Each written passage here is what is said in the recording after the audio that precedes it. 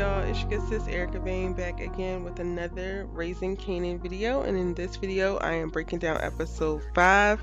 Let's get into it. Alright, so historically, episode 5 in the Power series is always a major action-packed changing point episode. And though we didn't get a ton of action, they did not disappoint in reference to a major changing point or big information reveal. And we're going to talk all about that. But we open up the episode with the true 90s vibe of Kanan preparing for his day, getting dressed, trying to figure out what shoe is the best shoe to wear, what's going to set the outfit off for real. And I really enjoy seeing this, or having them set the tone of the episode with this, because it really grounded us like, yo, this is the era. And it felt like what the 90s felt like. It was so dope. But then we get pulled back into like his reality when the shoes that he picked are also the shoes that he wore at the stash house that had blood on them, and he got to clean it up. And then he's pulled back into that moment real quick before he's confronted fully in that moment with Rock, who now has the shirt that he wore on display in the table. Like, yo, what is this about? Basically, some time has passed. Rock put the shirt back when she originally found it. We saw at the end of the last episode that she found the shirt, and she's like, I was gonna let you come to me, but clearly you ain't gonna never come to me. So now what is it? Like, what it is and what it ain't. I love Rock's dialogue this entire episode, because when she was talking to Kanan and when she was talking to Marvin, you really get to understand like who she is. She's a real, like, she is a real one. She's not with the bullshit. She's not with all the games. She cares about family and business, and she speaks so strongly, and I just love it. Like, I loved everything about Rock's dialogue in this episode. From when she's talking to Kanan, she's doing so from a motherly place, but then also very stern and very much so like, I said what I said and you're not out here listening to me, so now we got a problem. But then when she talks to Marvin, yo, bruh, she hurt my feelings talking to Marvin. But honestly, he needed it. At the end of the day, he did compromise Kanan's life. Like, and though he didn't mean to do it, clearly him never missing an opportunity to miss an opportunity keeps tracking. But if he's going to wind up costing her kid, that's going to be a major problem. And I'm glad in this episode we get to see very early on Kanan start to make peace with Symphony. He is actually starting to seem like he likes Symphony, like he's enjoying the class that he's in with Symphony and what he's learning. And when you hear the voiceover from present day Kanan, you get the understanding of like he has respect for him, and that's dope. A lot of people are still pegging Symphony as a fed or pegging Symphony as some kind of undercover cop, but I don't see it, y'all. I know y'all talking about it in the community, but I still don't see it. I feel like Symphony is a real one. I think that he is what he says he is, and Rock deserves that. Y'all know what was really refreshing to see in this episode that's so like random? Y'all gonna be like, Erica, it's not that deep, sis. Fist fighting. We get to see Marvin and Lulu fist fight after they, met with Rock, and Marvin is feeling away because she put him in his place, and Marvin is like, yo, you on Rock's tit, and basically like Lulu is a lapdog, but Lulu knows his position. He plays his position and he does it well, and he don't mess up, and that's what he was responding back to Marvin with. It's interesting to see these two brothers interacting this way, so we start to get a little bit better understanding of what place that they feel like they have in the world,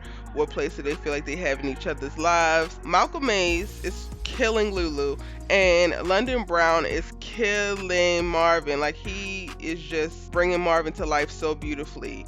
But I really enjoy seeing the fist fighting, because now, like, today's day and age, people do not fist fight anymore. This is something I talk about all the time. Like, excuse my cancer nostalgic brain, but like, everybody today always wants to go to some super violent measures. People want to shoot you, people want to stab, like, people just want to do some ridiculous stuff, and like, just square up. Like, why do we gotta do so much lethal stuff? Like, when we have arguments, problems, whatever, let's square up and like, let's throw hands so that both people can walk away at the end of the day, but you still get out whatever the hell it is that you need to get out. And to see these fist fights happen, both with Kanan and Scrap, that happens a little bit later, but then with the brothers earlier on, I was like, yo, this is it. Like, I really miss the 90s. Ooh, I miss the 90s. But going to Kanan and Scrap, child, Kanan goes to confront Scrap after he gets into an argument with Jukebox over Davina. Now, I knew that the Kanan going for Scrap was coming, and Kanan is simple and he should know better. But I did not know that he was also going to kick up dust with Jukebox beforehand, because Jukebox was being honest about the fact that it could be Davina who gave up the stash house. So come on now, Kanan. y'all have just kissed. As far as we know, he hasn't had sex with Davina yet. Y'all have just kissed, and you are really out here just completely blind.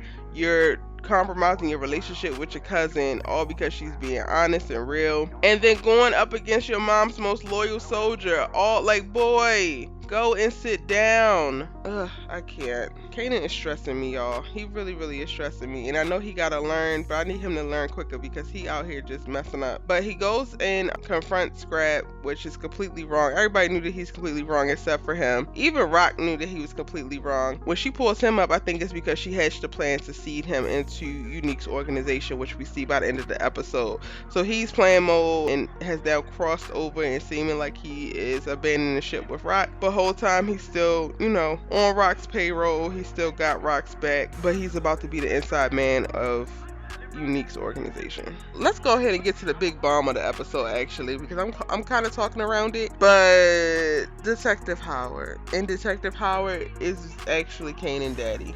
What?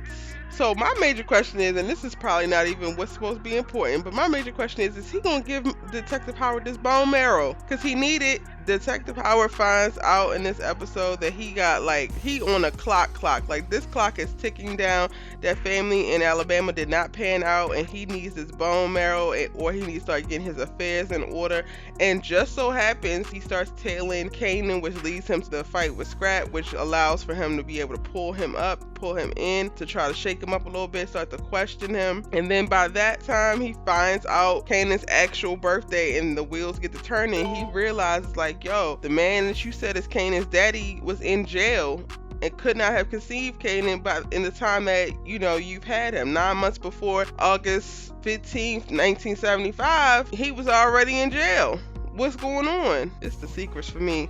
Kanan's gonna lose it. And I don't know if this is a secret that they're gonna sit on for too long. I think that we're probably gonna see Detective Howard is probably gonna out it in at least the next episode or two. And ultimately, I feel like this could also push Kanan even further into the life, because metaphorically feeling like you gotta make a choice. Your mom is on one side of the law, your dad is on the other side of the law, and he going with mama, he's going with the game. Because we see that track also throughout the episode. Him and Rock early on have a conversation about how he's going to keep pushing, whether she allows him to or not, whether she brings him into the game or not, he's going to get in at some point. And this is what has her concede to teach him how to cook later on in the episode, and brings her to a place of like understanding of like, all right, so at this point he's not going to let this go, he's not going to slow down to the point of stopping like I would want him to. So she kind of makes a deal of like, all right, I am going to bring you in, but you have to trust me, you have to do things at my pace and as I say. So we see her teach him how to cook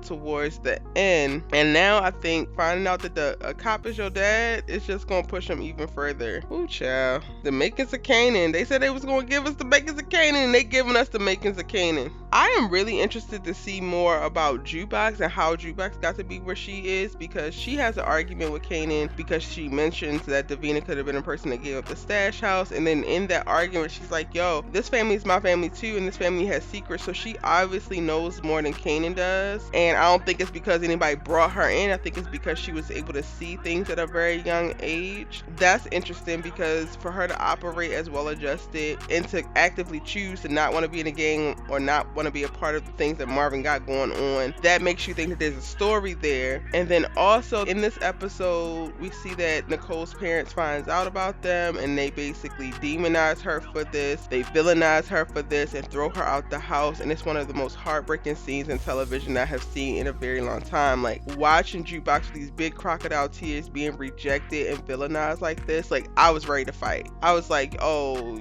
Karen and Kevin, y'all got her messed up. Even though the dad didn't necessarily, like, he was taking a long time to process what was going on.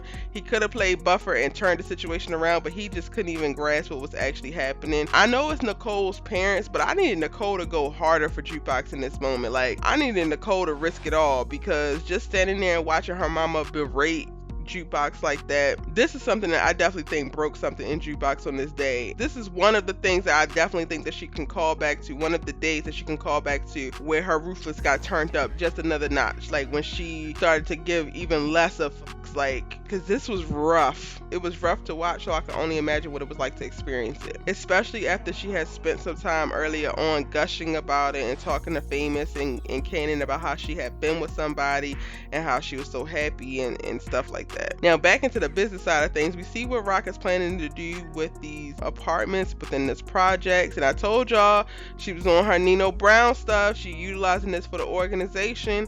She got major plans, and I was surprised that she actually clued Marvin in on the plans, unless they're going to be a different plan. Maybe she told Marvin something different, even though I think that this is actually what she's going to do. She's moving things into the project so that they can have a better view. They can't be ambushed. The stash won't be caught off guard or by surprise, and they're able to manage their expansion a little bit better, because child, the bodega is not going to work out. Every time you turn around, a damn bodega owner wants some more money, or he want to run his mouth, or he want to ask some questions, and this episode is no different. But I definitely think next episode he's getting handled. When they saw the owner's wife's eye, he was a dead man walking for Rock. And now that she got the apartments, got them cleaned out, about to make the switch even again, he can go ahead and count his days. Enjoy. Get your affairs in order, sir. Now, one of my favorite scenes or moments within this episode was when Lou showed up at the studio. We see Famous in there.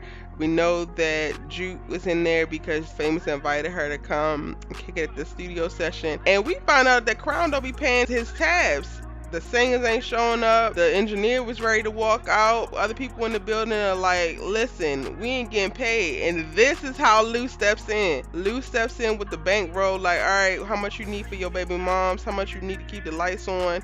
You know, how much y'all need? Boom, boom, bow, here you go. And Crown, of course, like the little slick, raggedy Negro he is, he tries to make it seem like this was always the plan, but it wasn't. And this is how Jukebox gets on the song and kills the song. Yes, he just paid for your studio time. This what I'm talking about, Lou. Now Crown is in your pocket, exactly where he need to be. And Jessica, I'm not sure about how I felt about her in this scene, because she was all sitting back, cool, smiling with the smirk, all smug and feeling good when Lou ripped out that money. But then when Crown was like, oh, we need a professional vocalist, she's like, oh yeah, let's let Crown handle it. Girl, you see me flexing already.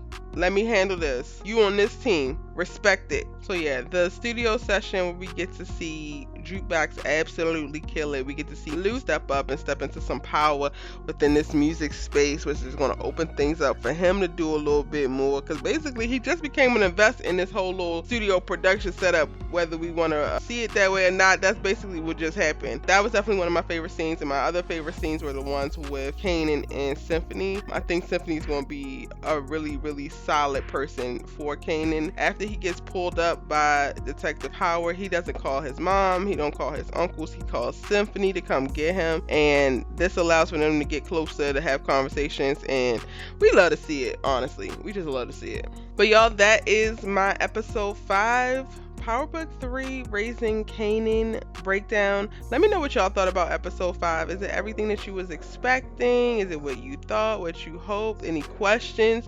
Let me know in the comment section down below. I will be responding to every comment. It's your girl Erica Vane. If you're new here, go ahead and hit that subscribe button. I'm breaking down Raising Kanan every single day with new videos, including episode breakdowns, character breakdowns, jumping into plot and story, answering your questions, and more. So be sure to subscribe so that you do not miss an upload. If you have missed any of my Raising Kanan videos, I have my Raising Kanan playlist link for you on screen right now, as well as my Powerbook 2 Ghosts and my Powerbook 4 Force playlist. Get into it, and I'll see you in the next Raising Kanan video. Bye!